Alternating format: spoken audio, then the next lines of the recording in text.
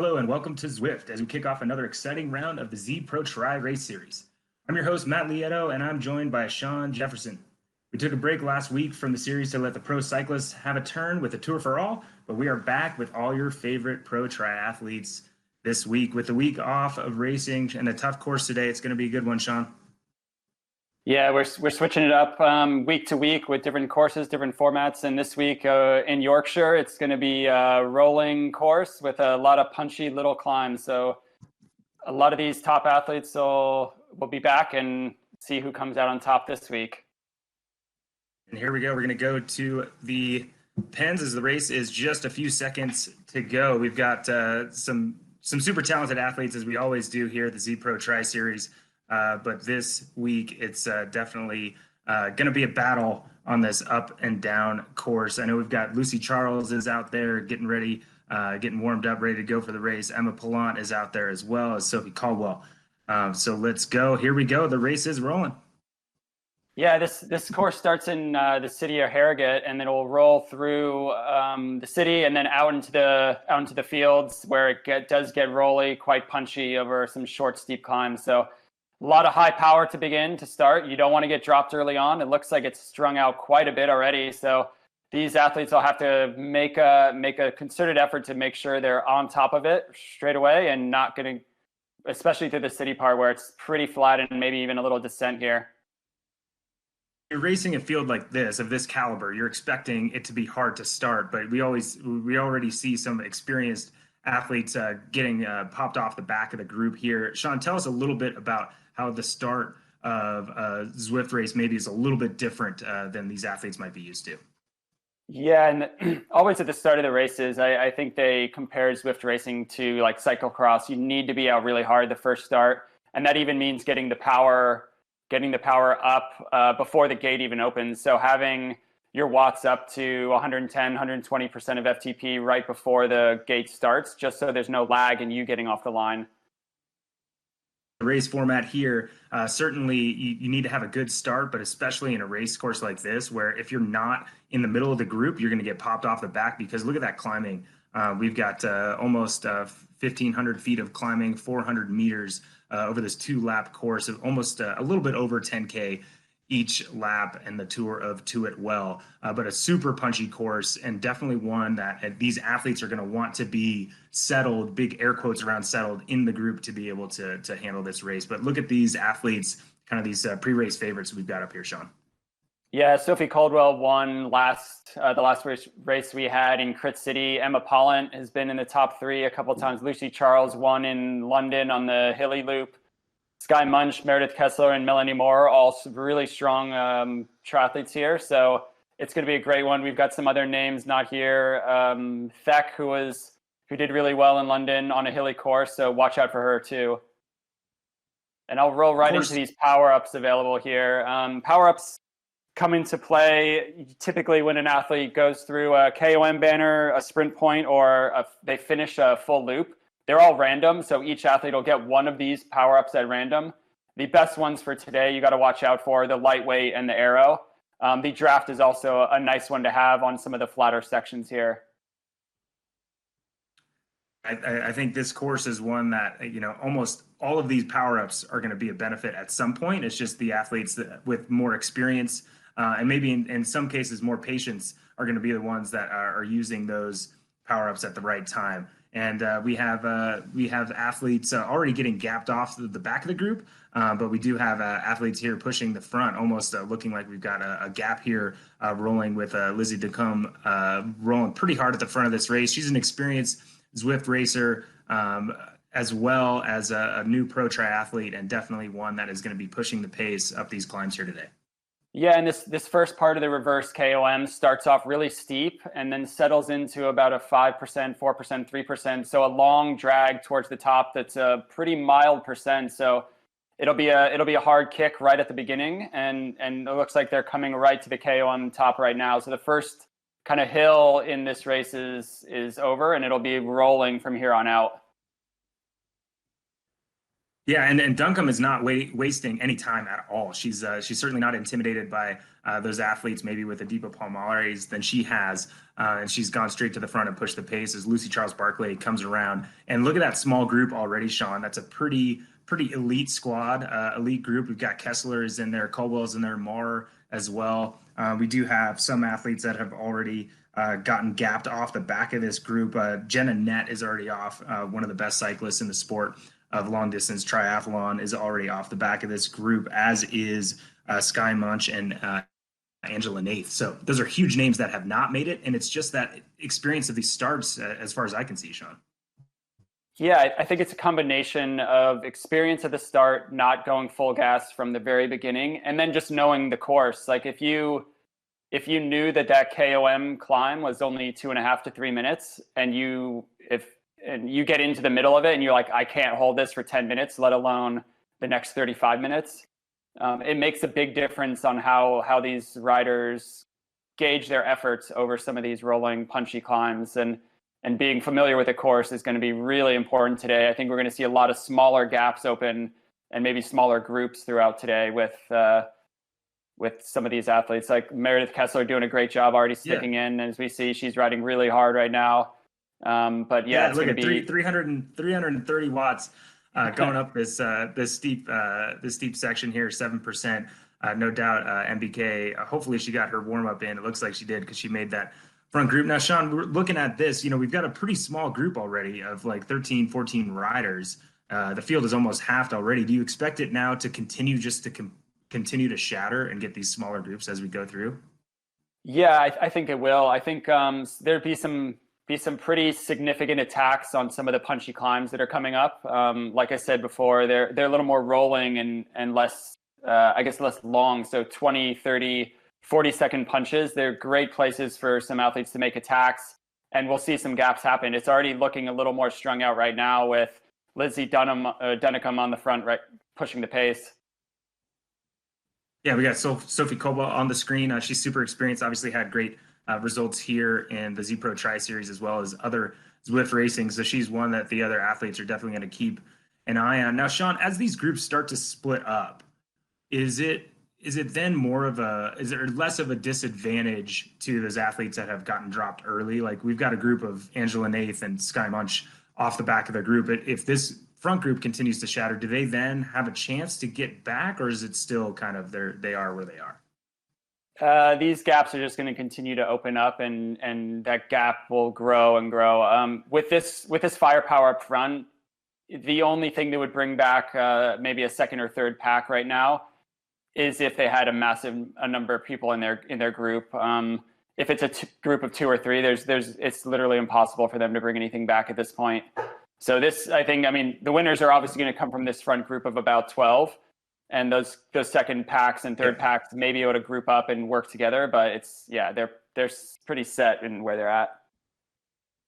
I think, before the show, we were talking that this race was going to blow up, and I think it's even blown up more than you and I thought it would have. It looks like this front group is already just 9, and it did look like those experienced athletes in Zwift racing were the ones that were pushing those efforts early up those risers to make this a small group. The less people around you, the less people you have to worry about, and they've definitely whittled it down. And we're not far into this race, Sean.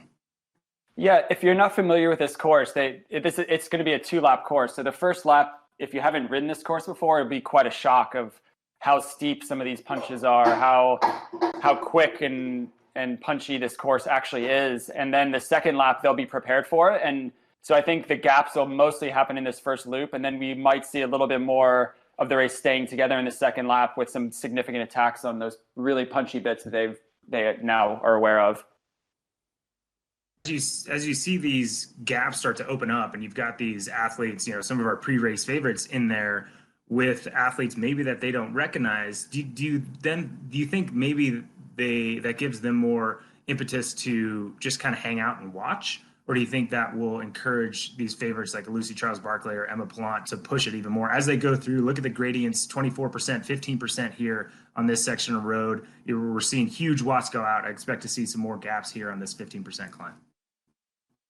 Yeah, I expect Lucy's been aggressive for most of the racing so far. Emma Pollen as well. I expect Sophie Caldwell to be smart tactically and kind of sit in. She's got the kick and the punch when it comes to a finish, and especially over these little climbs. So Lizzie Duncombe is a little bit of an unknown. I haven't seen her race before, but I know she's really strong and does a lot of Zwift racing. So her experience right now is showing she's at the front and pushing really hard, 6.1 watts per kilogram up this 13-12% grade. Yeah, no, she's one that was pushing that pace early, and no doubt she caught some athletes kind of off guard or on the back foot as she was pushing the pace up those climbs. So Lizzie Duncombe is certainly one to watch. I know we had looked at her before as far as kind of a new athlete, as far as a name that maybe we don't recognize on the pro triathlete circuit. A new pro, but someone who's done a bunch of Zwift racing. So no surprise that she's up there, but maybe a surprise that she's put some of the best athletes in the sport already kind of in an uncomfortable position. You look at Lucy Charles Barclay, she's sitting at almost 180 beats per minute, and she is getting gapped off the back of Lizzie Duncombe. Yeah, Dunk and Moore's with her. It looks like the two of them are off the front, and gap of 5 seconds behind to Lucy and Jackie Herring and Emma Polan. So I think they will catch them. They should be able to bring this back to 2 versus 6, unless they are riding really hard and really aggressive today. I imagine they'll bring this gap back. But let's see. It's growing to 7 seconds now, and they're still going uphill. Yeah, I think you get these time trialists, of Emma Polan and Lucy Charles Barclay. Once it's flattened out a little bit and they have some momentum, maybe we can bring this group back just a bit. But right now we've got Moore and Duncombe really riding away with it. And no surprise, Moore is an athlete that is a super, super decorated duathlete. So it's someone that maybe we don't recognize the name because we haven't seen her in battles at the end of huge races against Lucy Charles Barclay, but she's an athlete that is a very, very, very, very good cyclist and runner. We just don't see her necessarily come to the front of triathlon because the swim's not necessarily her strength. So these two athletes are definitely not athletes to be taken lightly, and they've got almost 10 seconds on this group, Sean. Yeah, and they're doing a really good job here, trading the lead, pacing with each other, taking pulls on the front, not letting the pace slow down, and really trying to extend that gap. Looks like Jackie Herring and Sophie Caldwell are trying to pull it back. It looks down to 7 seconds versus 9. The thing about Zwift racing in general is there's probably going to be 2 or 3 times over the course of the race where you think you're going to get dropped, you've blown up, you're redlining, and it's just about hanging on just a little bit longer until the pace settles a bit. No, absolutely. And it's that thing is that you need to remember that your race, the end of the race might be you just sticking in for another 2 or 3 seconds to make sure you hold on to that group and you don't get gapped. And it looks like they are bringing these 2 athletes back into the field. But worth noting that Duncombe does race for Vision. It's a huge e-racing team here that races on Zwift. So definitely one with a huge experience kind of on the Zwift side of things. And Maureen Moore, that jersey she's wearing, Sean, is actually the Zwift national champ jersey for Switzerland. So she has some experience as well. So they definitely put those athletes on the defensive when they got that gap. They're all back in the field now. But I think maybe Lucy Charles and Emma Polan are going to be looking at those 2 athletes from here on out. I think we're going to see a lot of this today with this punchy rolling course. Whoever's feeling good at the time one of these short, steep hills hits may get a small gap off the front. And if 1 or 2 athletes are also feeling good and go with it, we'll see some of these kind of cat and mouse chases going on. I mean, the field's whittled down to what looks like 8 or 9 at this point. So we could see it being groups of 2, 3 across this next loop. And we saw there that now in a race, normally if, in the crit, if you get dropped from a group of 30, there's no chance you're coming back. But if you're a group of 2 that drops the rest of the group, that group can bring you back, right? So like it's a strength in numbers or power in numbers. So if we start seeing groups of 2 split up, it's not necessarily the group of 2 that's in front that has the all-out advantage. It's who's going to be working best together. And maybe not saving it for the finish. But as we go up another one of these steep rollers, I think, as you call them, Sean, at 9%, we've got Antonia Reznikov pushing the pace here in this front group that, as you said, is now down to 7 athletes, I believe. Yeah, as we saw before with Lizzie and Melanie Moore off the front, they made a strong move up one of the rolling hills and had a 10-second gap. But that pack of 6 were able to bring them back, worked really well together to do it. I think it's going to be over and over like this today with the pack just whittling down slowly and slowly. Any way that those 2 athletes that were off the front had that gap, do you think maybe they burnt that match too early? Like, do you think that as experienced Zwift racers, they knew that they were going to get pulled back, or did they think as experienced Zwift racers that once you get away, you're away? Or am I just reading too far into it? Yeah, I think it's hard to tell. They obviously thought they could make it stick. They went over the top and were taking turns and did extend the time from 6 seconds, 7 seconds, all the way up to 9 seconds. But once the second pack reorganized and grouped up a little better, Emma Pollant was really driving the front of the group, and they started to take the time down. And that's where you'll see if it's a pack of 2 versus 6. I think the 6 can take them. But if it kind of gets even 4 and 4, then we'll see a breakaway happen. Gaps already, Sean. We got Meredith Kessler and Kelsey Withrow. It's 2 of the stronger cyclists in women's professional triathlon, already a minute back, and that's not even looking at those athletes that are in 20th position. So that front group now has a minute over the rest of the field. There's no doubt that that group, Meredith Kessler sitting 8th place. They're fighting for 8th place at best right now. They're not going to bring any of these athletes back, as we see Jackie Herring take a pull through the front of this group. But certainly an elite field, maybe not some of the names that we were expecting, but as we said, it's the Zwift experience and the ability to know how to kind of use all the different parts of this game to your advantage when the going gets tough is super important. Yeah, and it's not surprising to see the athletes that have raced well already on Zwift still up here with Emma Pollant, Lucy Charles, Melanie Moore, and Sophie Caldwell. They're all still here. They've all got experience racing, so that's not surprising at all. But yeah, some of the stronger athletes like Meredith Kessler, Skye Munch, who are very strong athletes, are already a minute back at this point with 1 lap to go. See the field broken up that much already into this race, 10K in. So 1 lap in, this elite group of 7 is rolling through. We have Lucy Charles Barclay pushing the pace at the front, and with the experience looking at these races that we've seen in the past, Lucy Charles Barclay definitely doesn't seem like she's saving any energy for the finish. She just wants to put her competitors into as much pain now as she possibly can.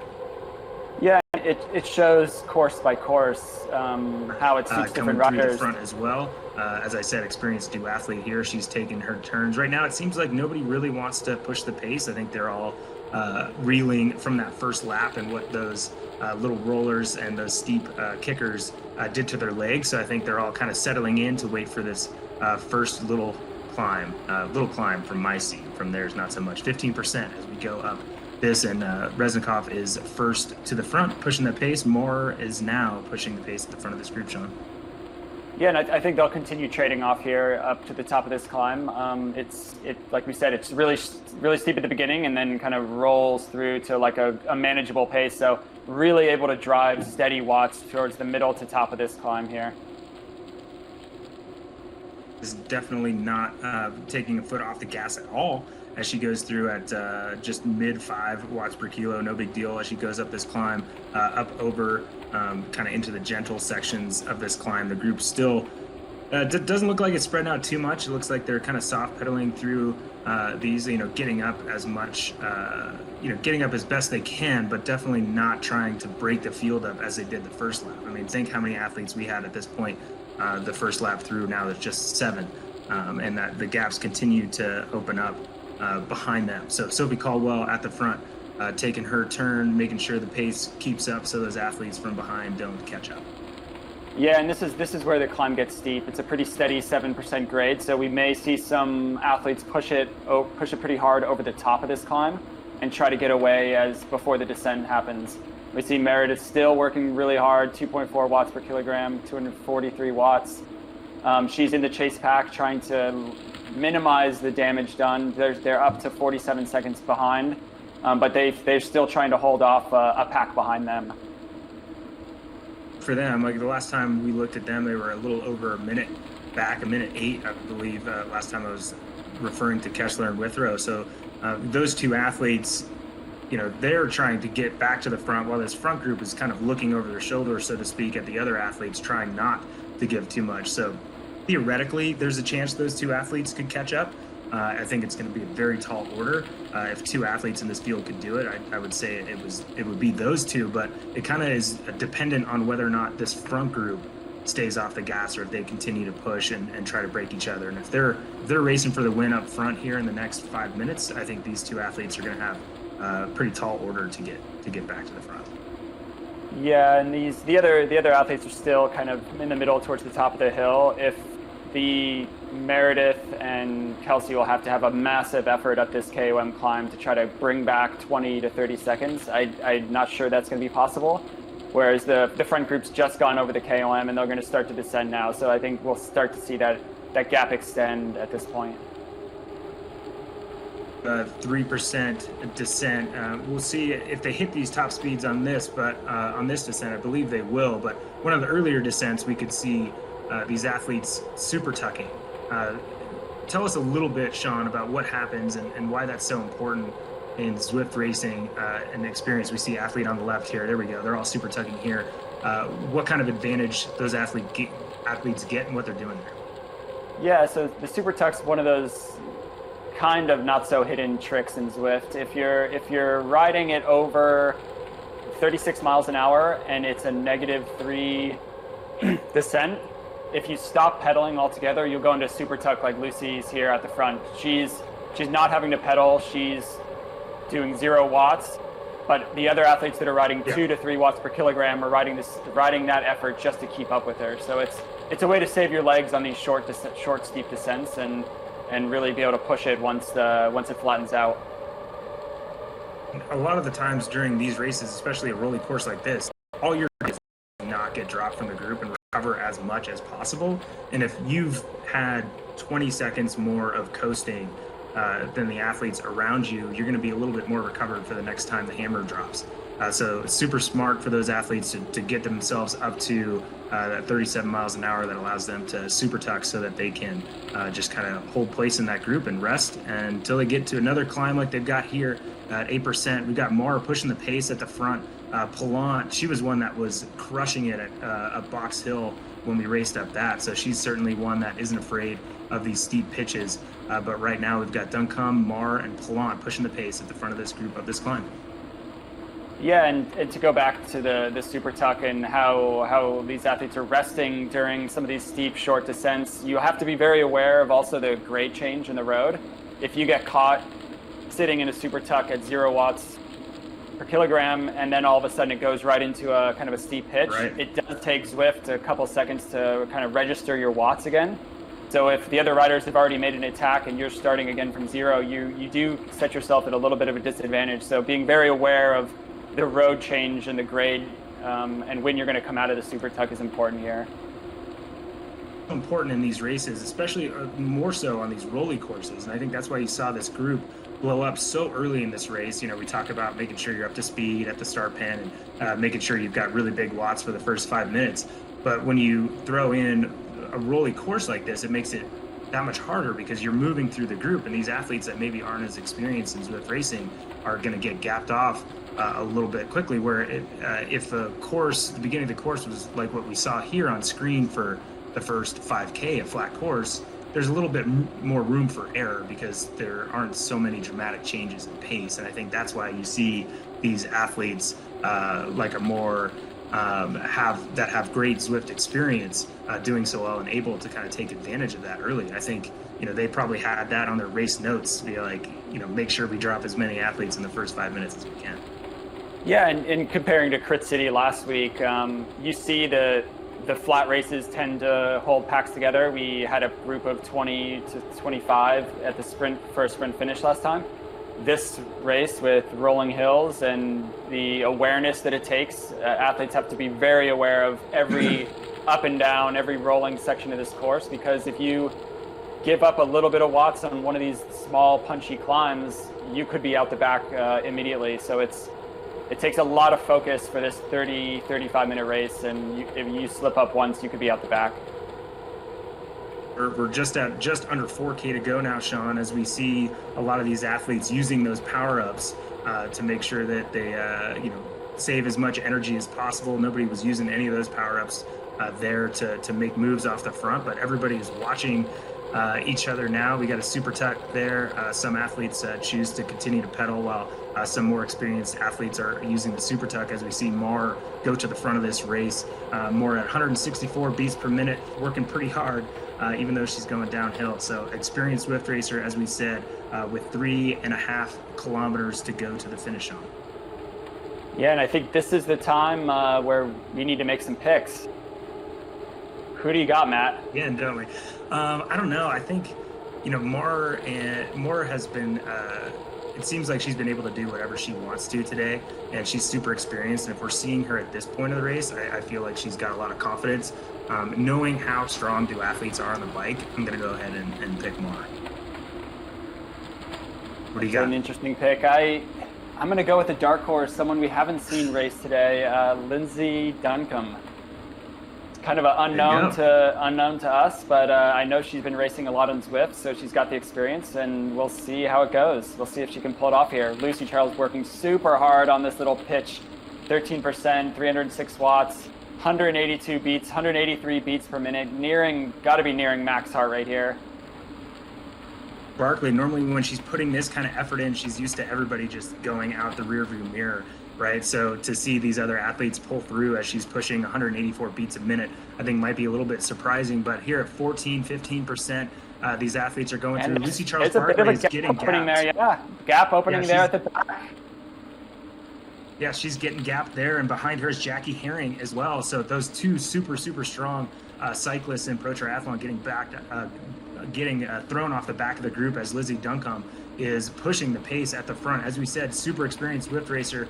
Your pick now, a bold pick with 3K to go, picking the people pushing the effort up on front. Moore gets on the wheel, and with we've got Pallant is still in this group. Lucy Charles Barkley looks like she's getting back just barely, Sean.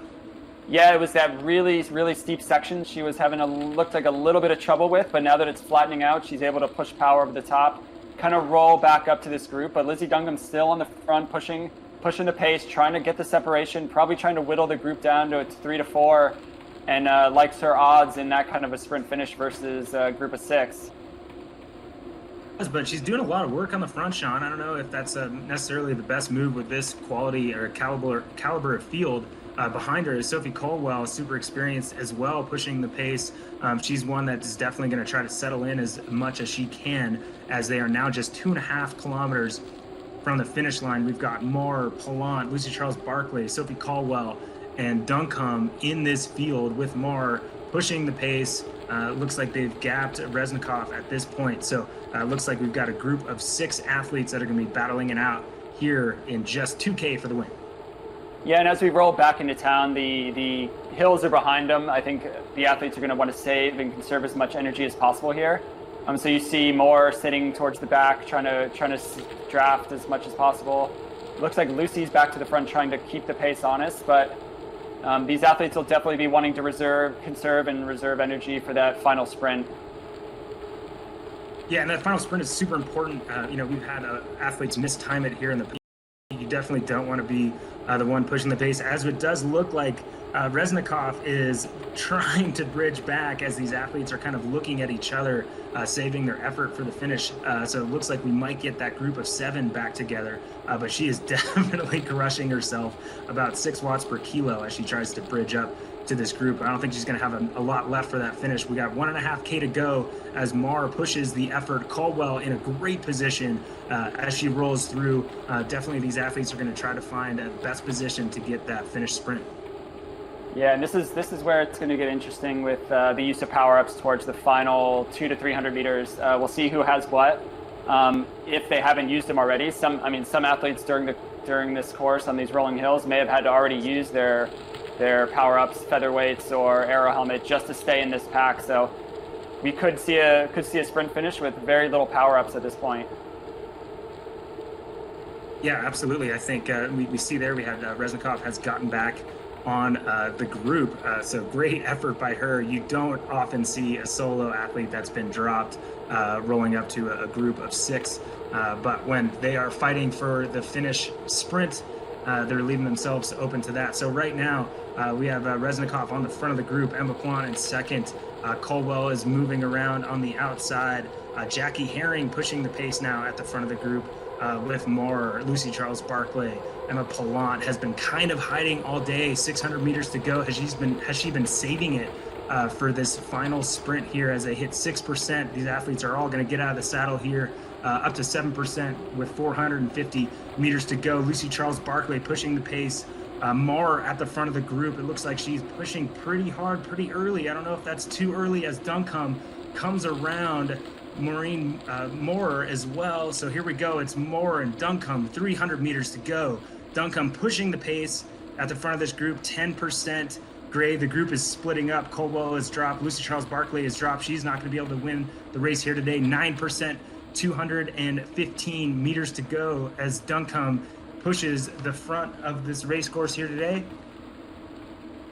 And just 200 meters to go.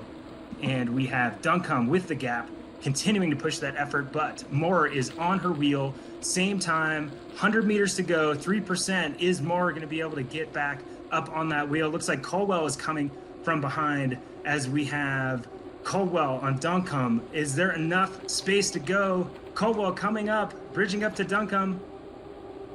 Here we go. It looks like we have Duncombe is going to hold off Sophie Caldwell. Oh, it's hard to say. Here we go.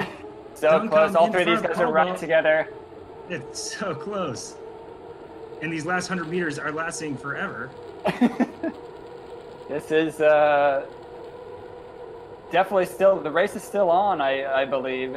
I thought we would have had the finishing shoot. Maybe looks like the race countdown might have been off because they're definitely not into town yet. They're still going really hard here. We got 3 athletes together.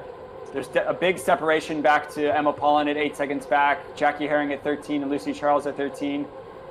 With Duncombe still leading and pushing the pace, but it looks great race with Sophie Caldwell and Melanie Marr. So let's see how this one finishes up. Yeah, we got these 3 athletes just looking at each other. I got excited. It looks like we still had a little bit of time to go here, but we see Duncombe is rolling, and she's in that super tuck, and she's the only one that's setting that effort back at 0 as she super tucks as these other 2 athletes are pushing the pace. So nice work from her as she pulls around. We got Sophie Caldwell now in the front of the group.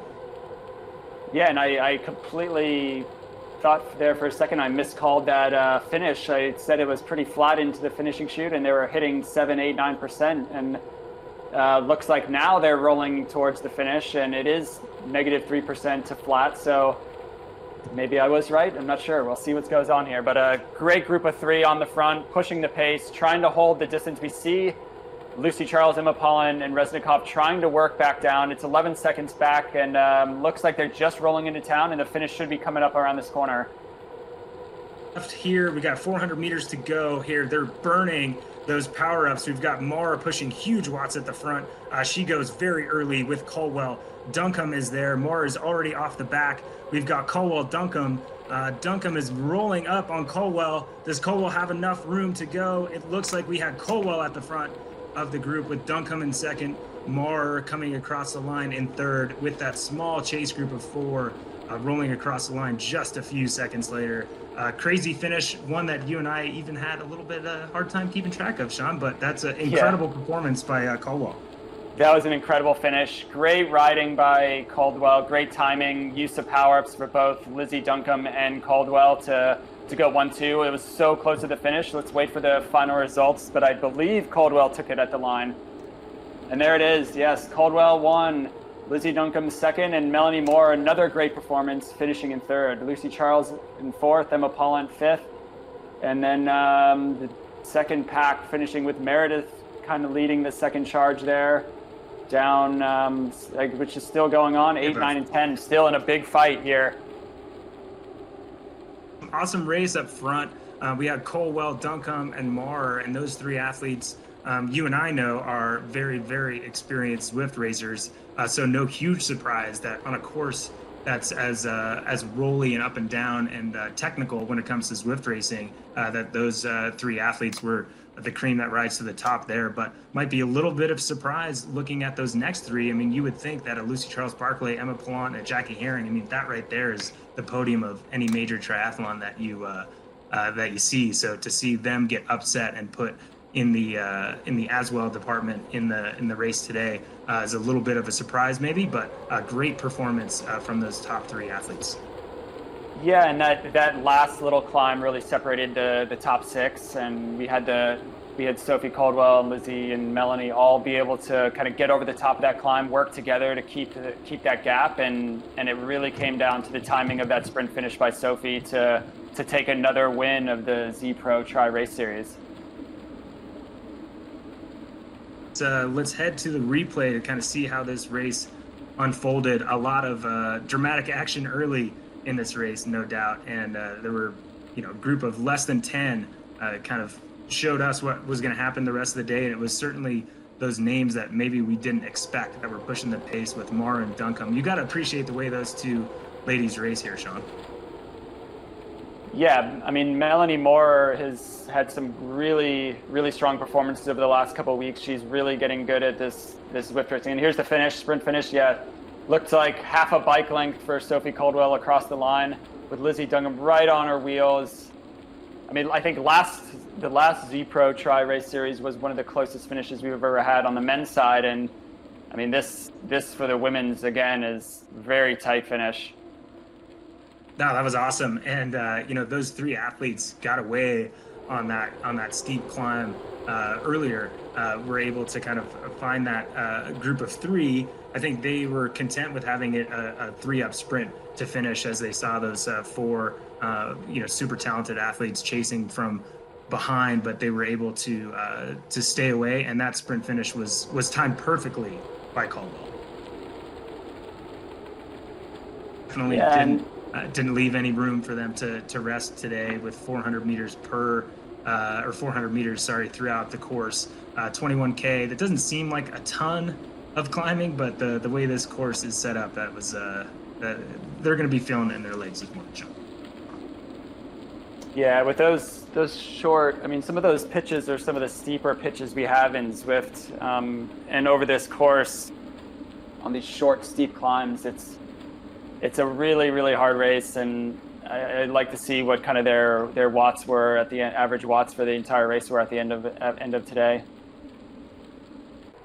Absolutely, a really, really tough course. The women definitely paved the way this morning with fantastic racing. You really can't ask for more dramatic racing than just blowing the field apart in the first 5 minutes, and then kind of the gumption from Duncombe and Marr to go on a break really early in the first lap to try to gap the field, and then have the experience and the strength to be able to stay in and still contest for a 3-up sprint. Awesome stuff. But we're moving on to the men's race. Sean, look at these athletes that are lining up here today.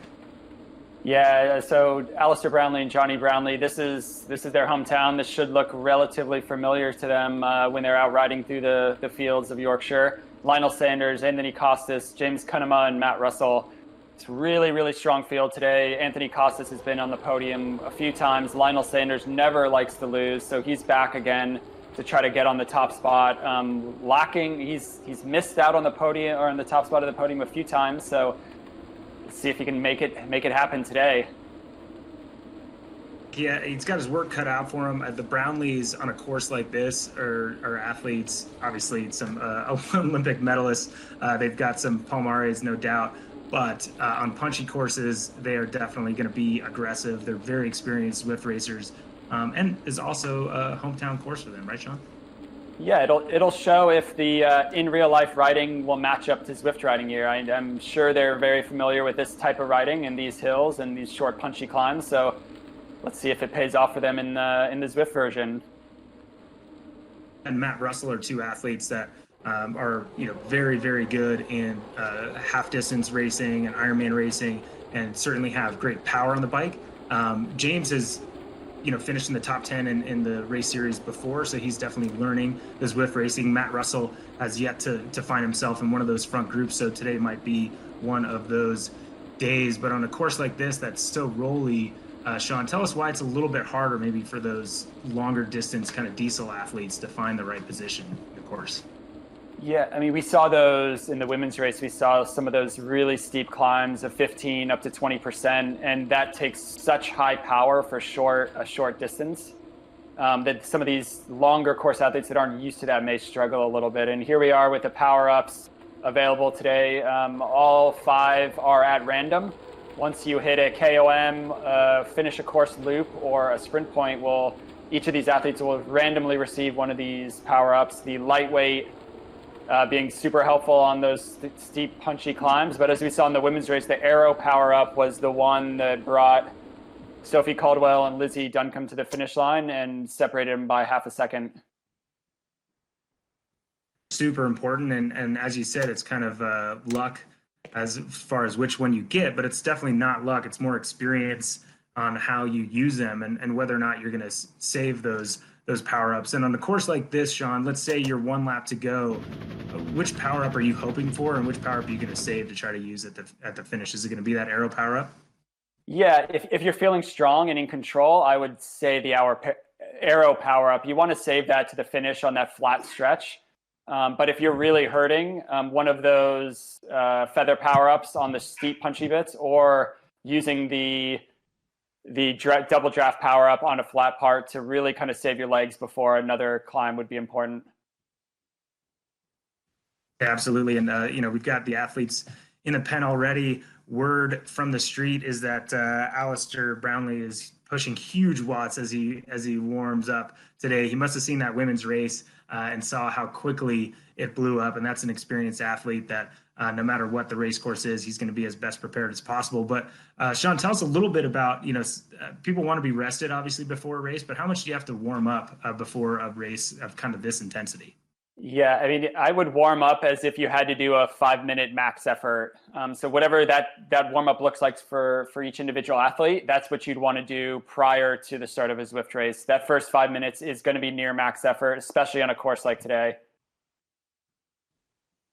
Yeah, I mean, it's, you need to make sure you did everything you could the days prior to make sure you're rested, but you've got to be ready and super fired up and have, a big sweat going by the time the race starts today for sure. And no doubt these athletes in the pen are doing that. Okay, I'm going to make you pick early today, Sean. I know normally you and I are really good at picking with 1.2K to go in the finish. I'm going to go ahead and pick Johnny Brownlee for the win today. Who you got? I'm going to go with Anthony Costas. I know he's been on the podium a few times. He's yet to he won the first Z Pro Tri-Series on a relatively rolling course like New York. So I think he's gonna come away with a win today. Of experience, a very, very strong cyclist, but a lot of Zwift racing experience. He's done well in the sprint. He overtook Lionel Sanders in a sprint there. So let's watch the women's replay in that sprint finish so we can kind of see how that developed and maybe give us a little vision of what might happen with the men's race. But yeah, you had Caldwell coming around. She actually was in the front for a fair bit, and Duncombe tried to come around in the last second, Sean, but she didn't quite have the ability to get around. Yeah, when they were rolling back to town, Duncombe was still pretty aggressive, leading out a lot of the race back to town. And again, Sophie Caldwell just timing it perfectly around the turn, coming back into town, using the power up to perfection, as they both were. They both used it to perfection right at the line, and Sophie just had it on the day. Yeah, that was perfect. And no huge surprise because Sophie is a great competitor, and she's got a bunch of experience here in Zwift racing, but she definitely timed that to perfection and had a great finish today to get the round 4 of the Z Pro Tri-Series. We've got the men getting warmed up, ready to go here. We're going to go to the pens. There they are, Sean, all lined up, ready to go. Let's see if there's any smack talk going here on the side, but we've got Alistair Brownlee. The pen looks pretty full this morning. Yeah, a really great race this morning. Alistair Brownlee in there with his all-star kit on.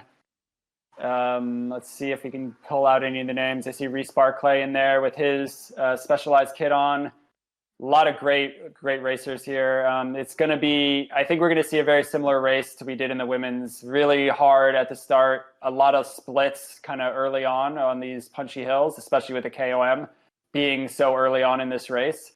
If these athletes aren't familiar with how long that climb is and kind of how punchy it is, we'll probably see some gaps almost straight away.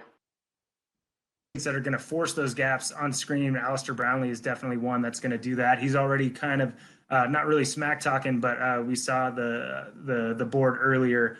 He was joking around with all the other athletes in the pen to take it easy around the corners because it's a slippery one out there. So he's having a little bit of fun, but 25 seconds to go, no doubt. The watts are going to be through the roof here just in a few seconds as these athletes build up to the race start. Tell us how important that is, Sean. Yeah, these athletes will want to ramp it up with about 4 or 5 seconds to go. Make sure they're at a higher power, just so once that start pen drops, they're off into the races at a really high effort. So here we go in 2, 1, and they're off. Going to be quick from the start, and we'll see who really pushes it aggressively at the beginning.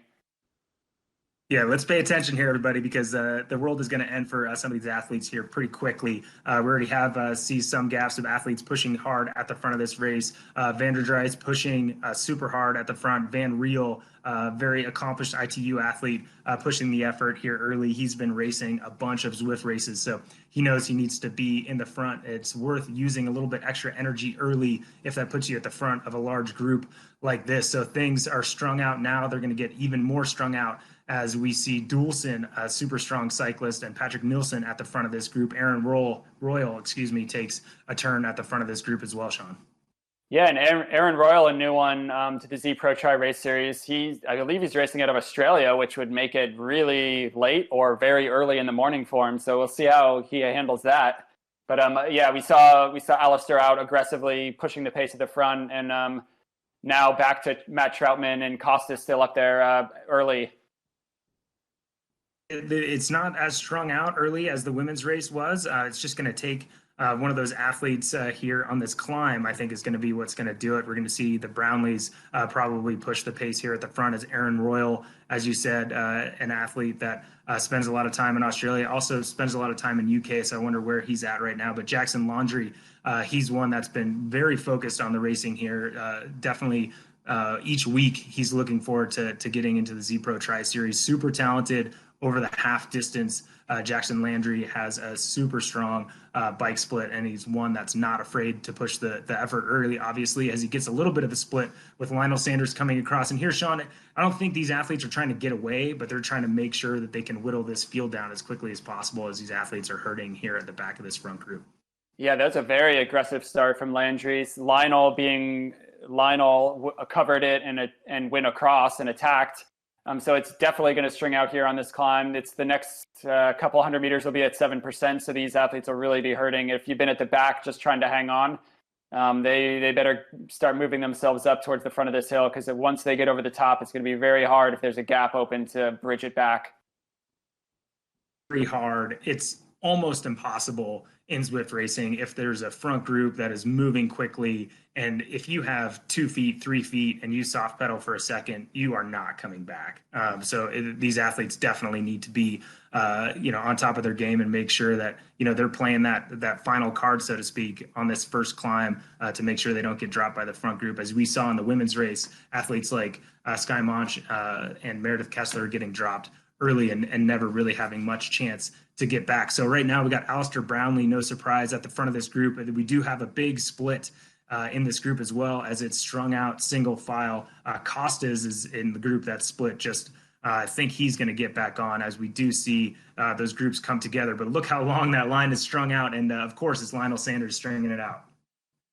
Yeah, it's very, if 1 or 2 athletes get away, you can bring that back with a group of 5 or 6 like we saw in the women's race. But if a group here of 10 to 12 get away and there's a 3 to 4 second gap, which looks like something is opening up there, it's going to be very hard for that second pack, if impossible, to make it up with the firepower that's in this front group right now. Yeah, especially if you've got experienced athletes like the Brownlees in the front of that, and they'll be looking at those gaps, and if the gap starts to get close, they'll put in a little attack or a hard turn to make sure that the pace up front is still hot. But we've got this is a strong front group here, Sean. It looks like, I'm kind of guessing here, but it looks like about 14, 15 athletes in the front with Alistair Brownlee, Jackson Laundry, Ronnie Shilnick is in there as well as Jelle Geens and Vanderdrijs, the Brownlees, Kunema, Odin, and Costas all in this front group. So super, super strong front group right now. Yeah, and at least with 3K into the race, both of our picks are still in the front group. So far we're doing a good job on picking the winner. Let's see how Alistair and Johnny play this race. I mean, they've got to have some hometown pride racing on the Yorkshire course, and would love to get a win on today's Z Pro Race Series. Van Riel on screen, super talented athlete that has had great success over the ITU distance, but does pretty well in non-drafting as well. So he has some pure power right now. He's pushing out 392 watts, just about 6 watts per kilo as we go up this 7% grade. But those watts have him at the back of the group. It looks like is that Kunema is getting spit out the back. No, I don't think that's Kunema. We do have an athlete that's struggling to stay on the back of that group as Johnny and Alistair Brownlee are swapping turns up this climb to try to drop the rest of this field. Yeah, and Van Riel races on the Super League Tri team. So he's been experienced racing with a lot of the Conti Pro teams and the pro racing cycling side of Zwift esports racing. So he's super strong. He finished top 10 in one of the Zwift Classics pro races. So watch out for him, especially on this course with these punchy hills. I think he's going to feature pretty well. It's burning those ghost power-ups. Want to get rid of those before we get to the next spot where they can get a new power-up that maybe they can use to their advantage. If they're using the ghost, it means maybe they're not feeling in control. They're not going to go on any solo breakaways anytime soon. So probably smart move there as we have Vanderdrijs on the front of this group pushing the effort over this climb. They definitely want to keep on the pace to make sure that they don't have to worry about the chase group because, super talented. I mean, we've got athletes like Joe Gambles in the back on that chase group. I don't think there's any chance that group is going to come back at this point, but they're definitely keeping the pace on over these flatter sections and into this descent coming around the backside. Yeah, we've got most of the experienced Zwift racers here and most of the podium from the last few races up in this front group. So I wouldn't expect any second group at this point to catch back on, especially with the Brownlees pushing from the front and Lionel always being aggressive like he's at the front right now. So that second group's probably gone for the day. Athletes that got caught out there, we're not trying to call them out, but I will specifically call them out. Here we go. There's that chasing pack there. We've got Matt Schrappman is a super talented athlete racing out of South Africa that has got caught out in that group. Philip Graves is also caught out as well as Joe Gambles. Looks like he's back there as well. So super talented set of triathletes that has gotten dropped out of this front group, and that's only because this course is so hard and these athletes are so strong up front. So great moves by the Brownlees and some of those other athletes like Lionel Sanders that are pushing the pace at the front of this group that has this chasing pack almost standing still as they chase back on to the front of the race, and now back on the front of the course. And on the front of the group is Jackson Landry pushing that pace with Kunema as well as they are rolling through one of these rolly sections of the course, and then not so rolly anymore, 25% to 15%, Sean. I mean, we call it a rolling course, but as you can see, 20 to 15 to 9%, 8%, very, very steep sections in some of these, probably under a minute for these short rolling climbs, if you want to call it a rolling climb, but these short, steep sections, very, very high power, 8.5, 8.7 watts per kilogram just to get over the top of this, and Lionel leading the charge right now. 8 watts per kilo, that's brutal, especially after you've been pushing 5 to 6 this entire time. They're only 8 minutes in, and the group is starting to blow up. We can see a little bit of a gap as Lionel Sanders pushes the pace here. We'll see if he might actually end up splintering this group into a smaller group of 5 or 6. Yeah, and this is playing out almost identical to the women's race where Lindsay Duncombe kind of took charge on one of these steep hills and tried to open up a gap, and Melanie Moore rode across to join her. It looks like Alistair's brought it back and kind of brought some riders with him. But yeah, Lionel had a little bit of a gap. Ali rode up to him, and now they're all strung out, but kind of coming back together here. It looks like some athletes are starting to drop off the back a little bit. The most part, it's sticking together, but yeah, we are seeing 3 seconds from the front of Alistair Brownlee to 10th place to Reese Barkley, who's having a great race, a super experienced athlete that was watching his wife, Lucy Charles Barkley, in this race earlier today as he warmed up. So he's hanging in there, but right now, yeah, 3 seconds separate the top 10. So they're definitely going to have to stay on the gas as they get over this climb and into this descent. And we'll see who uses that super tuck that we talked about in the women's race. But for those that are just joining on the men's race, on some of these descents, Sean, you get kind of an advantage if you've got experience, and we're going to see it here as we hit 5%. What happens as these athletes are hitting a super tuck position?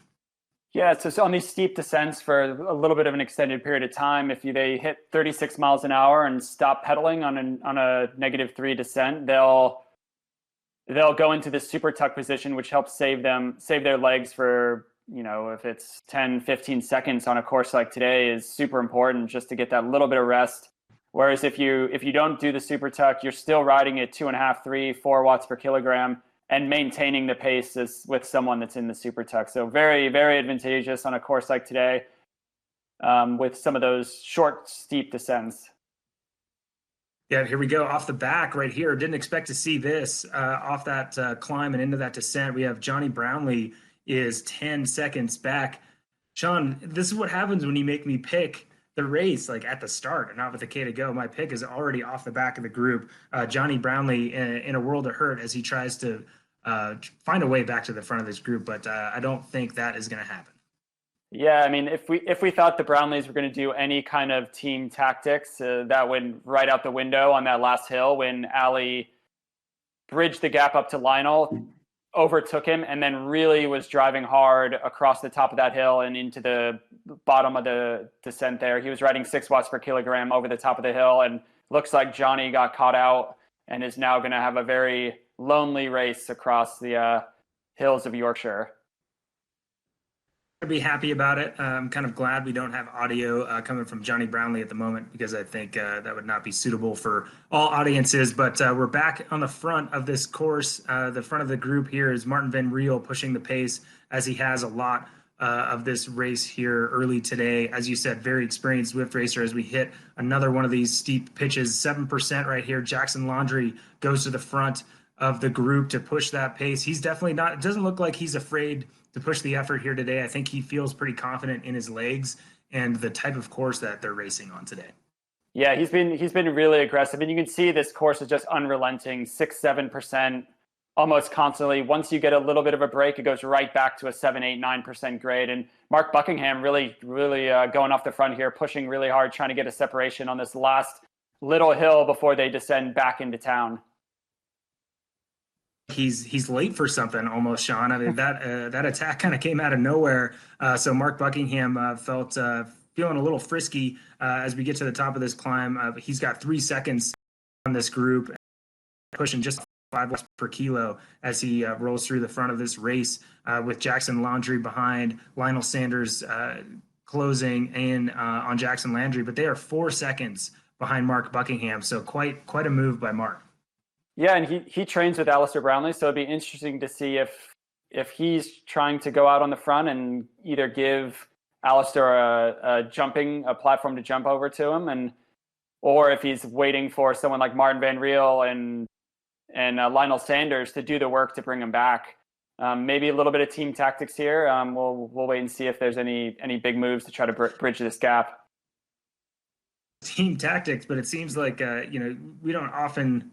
I wouldn't expect the Brownlees to be playing too many team tactics unless it means somebody else is doing the work for them. It seems like their tactic is always to make everybody else hurt as much as possible and put themselves in a position to win. But we see that move is squashed here pretty quick as Yella Geens moves to the front with Ronnie Schildknecht in second place. Aaron Royal doing super well today. I'm stoked to see him on the start list. That athlete is super talented and maybe at times I think underrated in kind of the shorter distance races. He in non-drafting racing, he is a super, super talented and very, very strong cyclist. Yeah, incredibly strong cyclist. He often gets overshadowed by these athletes like Johnny and Alistair Brownlee, but he's been one of Australia's top ITU athletes for the last 10 years and always known as a super swimmer and really strong cyclist. And if it comes down to a front pack, he's got the run that can podium in most of these ITU races. Got Martin Van Riel, as we were saying earlier, super talented athlete, but very experienced in Zwift, gapped off the back. So to me, Sean, this effort, obviously, right now, this group is moving maybe even quicker than we realize. If we see athletes that are as talented and as experienced in Zwift racing as Johnny Brownlee and Martin Van Riel getting gapped off the back of this front group. So these guys are crushing each other up front, and definitely all these separate attacks, I think, are starting to tax the legs, and we're not seeing this group slowly split apart. Like, it's funny, you don't see these athletes hurting and then you see them 10 seconds off the back of the group. So I think they're all just barely hanging on right now. Yeah, that's the one thing with Zwift racing, we don't get to see their actual pain face during the race and see if they're hurting or feeling great during some of these climbs or some of these surges that Lionel so effortlessly looks like he puts on when he's riding up front. It's 10% as they cruise down through this corner. We probably see a few athletes here in that super tuck. We've got athletes burning some of those power-ups here early as they're going around this course here. We got Lionel Sanders rolling through, Ronnie Schildknecht at the front of this group as we move through with just 10K to go in the fourth round of the Z Pro Tri Series. And it's a small group here of about 11 athletes, 12 athletes. And we see Jackson Landry move himself back. Looks like we have an attack again. Is that Buckingham? He's thrown in these massive moves and he's using the course to do that, Sean. Tell us of kind of how he's using the undulations to get to the front of the race. Yeah, so they've just started the second round of the KOM. It starts really punchy and then settles in for a little bit before hitting 7% for the majority of the climb.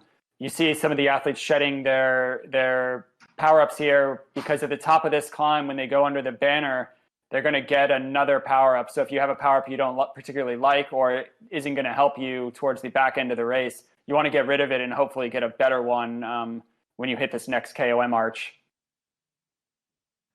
Smart moves by those guys as we see Yelly Jeans at the front of this group and Lionel Sanders, Brownlee, like everybody wants a chance at the front. I mean, it's funny. It does seem like they're all kind of hanging on, but we see a certain group of athletes, including Sanders, Brownlee, and Laundry, all kind of pushing that pace whenever they feel a weakness in the group. And they do that so that they can call out riders or like Martin Van Riel here, who has the experience and the strength to catch people off guard in a sprint finish like that. That's very tactical. He's now out of the race because those athletes were pushing the pace kind of when he was vulnerable. So good on those athletes for great tactics here. And part of why I'm so stoked to see Aaron Royal at the front of this group is, as you said, he can often be overshadowed and a little bit underrated. I've seen some of his performances in person. The Island House Triathlon, he was fantastic there. But he doesn't have a ton of experience in Zwift racing, so he's certainly done his homework before he's gotten in on this race series, and he knows how to move around on this game, and he's in great position right now as Alistair Brownlee pushes the effort going into this climb with Lionel Sanders and Aaron Royal right behind. Yeah, and I know, Aaron has been doing some hard Zwift riding, especially when he flew back to Australia with his partner, Non Stanford, and they had a mandatory 14-day quarantine. And I think a lot of their riding was done on Zwift. So I know he's been on the platform. Yeah. He's been trying some of these races. I think just the time zone is a little tough for him to join the Z Pro Tri Race Series, but great to see him here. I know how hard and effort like deep he can go on some of these efforts. So I think he's going to be up there all the way to the end today. Yeah, not to overlook for sure, but they're gapping athletes right now. So it's a group of 8 now with Buckingham and Odin have been gapped. Buckingham seems like he's still possibly within reach, but as they hit this descent, if he does not get into this -7%, if he doesn't get on in the next 5 seconds, he's out. But here, great overhead shot as Buckingham tries to chase. Hogan Hog is gapped off the back of this group as well. Ronnie Sheldake takes a turn off the front as how different is that, Sean, as we have an athlete like Buckingham chasing onto this group or trying to chase onto this group while you have other athletes super tucking in the group?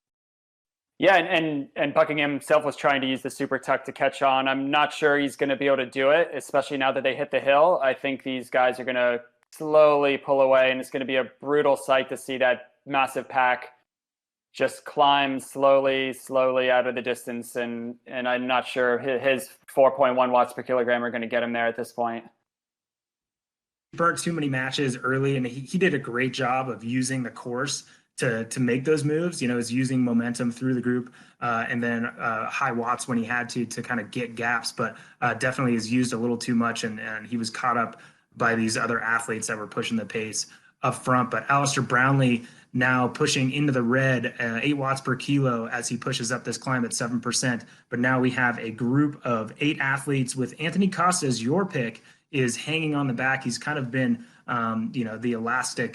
He's been hanging on to the elastic on the back of this group here for a bit. But Costas is in 8th position, hanging on. Actually, now Ronnie Schildek is getting pushed off the back with Jackson Laundry as well. So super hard effort right now. Alistair Brownlee wants to make this a 3 or 4 man race here early. Yeah, and it looks like Lionel is in a little bit of trouble. He's off the back a little bit with Costas. There is a small gap there up to Alistair. Alistair and Aaron Royal at the front now really pushing the pace. They've got a couple 100 meters. If you see the little squirrel balloon in the air, that's the turn where this little hill, this little like false fly will stop and they'll start descending. So if they can make it all the way to the top, I think they'll be able to hang on down this descent. But it looked like a little bit of trouble there for a second. Yeah, no, he was definitely caught maybe a little bit out there, but he had 3 strong athletes to work with on that flatter section to get up there. So scary days there for a second for Lionel, but he's pretty confident in his legs. So they've got that group of 8, and they're all going to be looking over their shoulders now as they have 6K to go. 6K to go. Yeah, it shows the focus needed for this Zwift racing. They're really, and especially on today's course, there is no time to doze off or think about anything else. You have to be incredibly focused. Watch every wheel, watch the moves going on the front. If you get stuck behind the wrong rider for 2 to 3 seconds, that could be the end of your race. Yeah, absolutely. And we see some experienced athletes on screen right now. Reese Barclay, he's kind of hiding in the middle towards the back. And in a section like this, where you're going down to descent, being near the back of the group is totally fine. And if you're experienced, you know how to move back up if you see the course undulating in front of you. So Reese Barclay in great position, but no doubt trying to save as much energy as possible. And I think that's probably what most of these athletes are doing now, if they're smart, is trying to save as much energy as they can, because this last 5K is going to be brutal. Who's going to be the instigator here, Sean? It's got to be Alistair Brownlee. He's been aggressive on a lot of these climbs. It's just his nature and his attitude towards racing.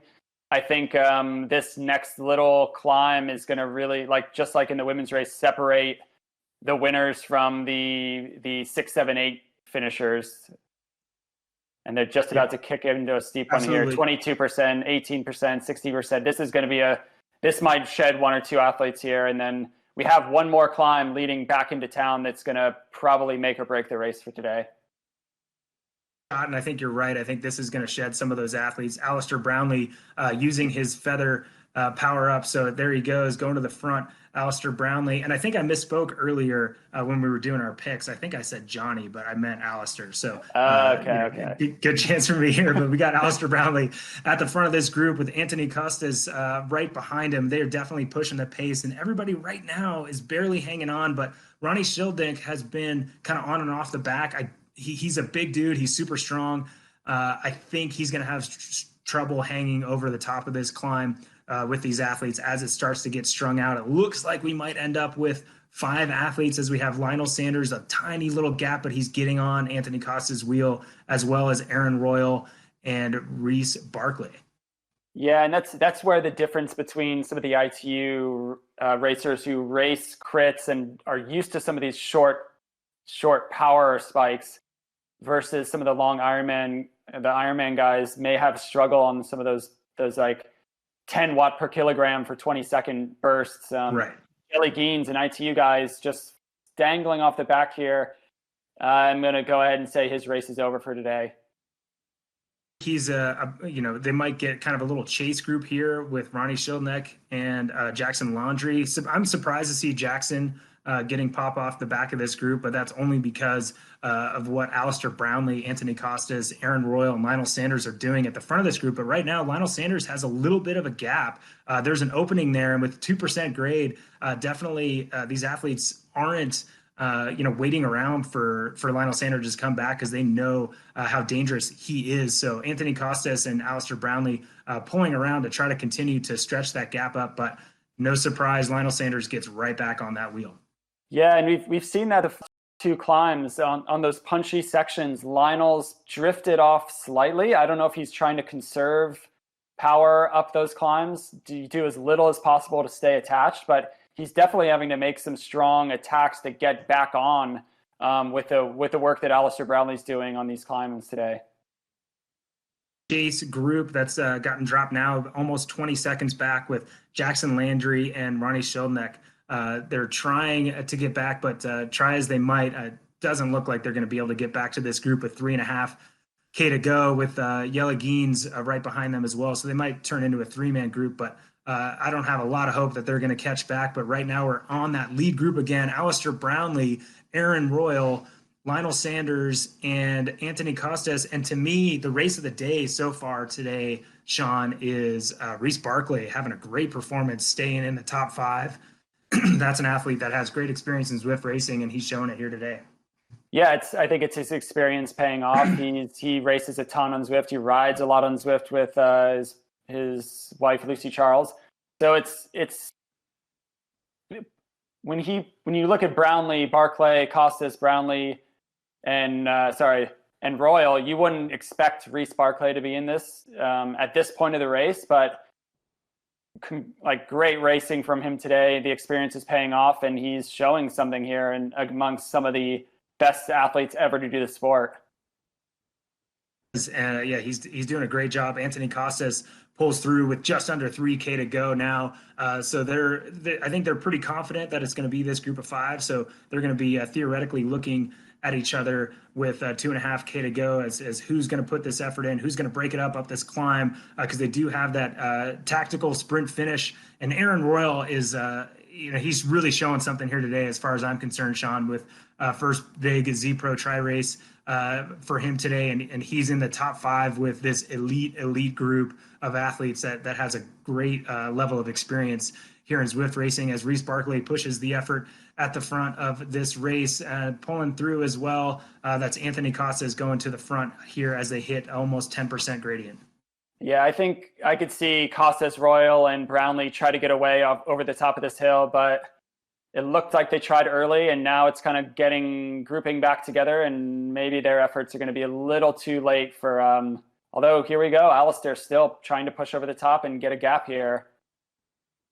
There is a little bit of daylight, but I think it might not be enough here as Costas no doubt gets out of the saddle and gets right back on that wheel with just 2K to go. And remember, we do have some downhill sections going into this finish. To the finish, it's really going to come down at this point to conserving energy from here in the last 1.4K all the way to the finish line. And then I like my odds with Costas. He's shown he can sprint in the last few races. Him and Lionel went to photo finish. I do like Costas in this one. Yeah. Going with my original pick, not really. But Alistair Brownlee, if we didn't notice with that shot just then, he was the only athlete in this group to get into that super tuck, and he did for about 10 or 15 seconds. So he was at 0 watts that entire time, resting, recovering, and getting ready with 800 meters to go. This group is all together, and I think Alistair Brownlee in a great position at the back of this group to unleash the sprint. And Costas and Lionel Sanders have done this before. They've raced against each other. They've come up with a sprint finish that was a tires width apart, and it looks like was that Lionel Sanders is going there. I believe that was Costas that is leading it out. As we go around this left-hand corner, it's going to be about 400 meters to go. They're in that finish straight. They're starting to burn those power-ups as we got Lionel Sanders using the arrow power-up. He has started his sprint. Is it too early? We got Alistair Brownlee is on his wheel. We got Alistair Brownlee, Lionel Sanders in the front. Lionel Sanders to Aaron Royal to Anthony Costas. Looks like, Sean, I think that was it. Is that what you saw, Sean? That is what I saw. Lionel was the only one with the arrow power up at the end there, and he used it really well to finally, let's say fingers crossed, finally get his first win in the Z Pro Tri-Series. He's been so close before. He's been kicking himself for getting second or third and mistiming sprints, but it looks like he knew the course. He had the right power up. And let's see here. He does take the win over Aaron Royal and Anthony Costas coming in third. Incredible racing there from Lionel Sanders. Aaron Royal, his first Z Pro Tri Race Series, to come in second in a photo finish with Lionel, and Anthony Costas, Mr. Consistency, always up there in the top three. Sanders and Anthony Costas have that consistency and that experience, and they're always putting themselves in the position to win. And Lionel Sanders will certainly be relieved that he finally got a win here today. And at 5.5 watts per kilo, he certainly worked to get it. But, I want to say the athletes that, were surprising to me to finish as high up as they did today, in certain ways surprising, but in other ways not so much. Aaron Royal, amazing performance for Z Pro Tri-Series to get second place there in between the experience of Lionel Sanders and Anthony Costas. And Reese Barclay, by far his best performance so far in fourth place. Alistair Brownlee couldn't get it done on home soil, but he definitely was the animator of the race today, Sean. Yeah, Aaron Royal for his first race coming in second. His race tactics all day were spot on. He didn't miss a beat. Even in that final sprint, he got right on the wheel of Lionel and just couldn't get around him. I think the finishing power of Lionel in combination with the arrow power up was just too much for Aaron to get around. So congrats to those guys for having a great day out there. And let's go to the replay, and we can take a look on how Lionel Sanders timed this one to perfection. There he is coming across the line with his power up intact, but there we go. He went pretty early, but I want to say 300 meters to go is when he really started pushing that power. And he has so much power that even though the other athletes are in his draft, especially with that arrow power up, there's too many watts required to get by Lionel Sanders in that situation. Yeah, this is where the gamification and strategy comes into Zwift racing. We saw Alistair and Reese, and I think a lot of the other riders in this front group use their featherweights early on in some of those climbs. And Lionel looks like the only one who saved his arrow, who got an arrow power up, saved it throughout the race, and used it when it mattered the most. And that's an athlete that, every time, we give Lionel a hard time a little bit saying that he finally got his win, but we're stoked to see it. But what's great about Lionel Sanders is he's such a competitor that I guarantee you every race he wrote down what he did wrong, what he did right. Probably, he can be hard on himself, so he probably wrote down more of what he did wrong, and he tried to fix those problems each time, right? So I guarantee you he had notes saying, when he wanted to save a power up and what power up he definitely wanted in this course and when to unleash that sprint. And he knew it was 400 meters to go around that corner. And he was just hoping that Anthony Costas didn't time it better than he did. And he timed it to perfection today. Yeah, we've seen Lionel race aggressively early on in some of the other races, maybe mistime a sprint here or there, but every race he's learned and he's gotten better, and he's finally putting all those learnings to the test today, and he came out with a great win amongst a stellar field here today. Notes mentioned today, Reese Barclay, great performance just in front of Alistair Brownlee. They were the last two athletes in that front group of five. Jackson Laundrie great performance from him. He definitely was an animator early as well. Ronnie Schildknecht, great job from him on a tough course as well. Yelly Geens was putting that effort in, as well as Buckingham and Hogenhog to get into the top 10 as well. And take a look at replays of both races. Great performances in both the men's and women's field today, and the women definitely had a great race and huge performances by those top three athletes, Sean. Yeah, great racing by Sophie Caldwell. Tactically on point today. Is same with Lionel Sanders. It just shows the tactics of Zwift racing, although very different than kind of in real life racing these guys are used to. Makes a big difference when it comes to the finish line here, using power-ups and being able to save your legs for when it really matters. Important thing, Sean, is you look at the athletes that actually won these races, they weren't the athletes that were the quote-unquote animators necessarily, right? Like you had Marr and Duncombe, they're splitting the race up, and you had Brownlee was pushing the effort. But today was a day, I think the first time in this series where we didn't really see Lionel Sanders really pushing the pace early, and he had the ability to save his effort, even though he was, kind of caught out with a couple K to go, like with small gaps, he was able to have enough energy to go. So I think that shows you got to be up with all the moves, but not waste any unnecessary energy. Yeah, and I think that's maybe what we saw from Lionel. Instead of really getting overly aggressive and closing down some of the small gaps early, he really settled in, didn't get over anxious, pulled it back slowly, and probably helped him come to the finish line.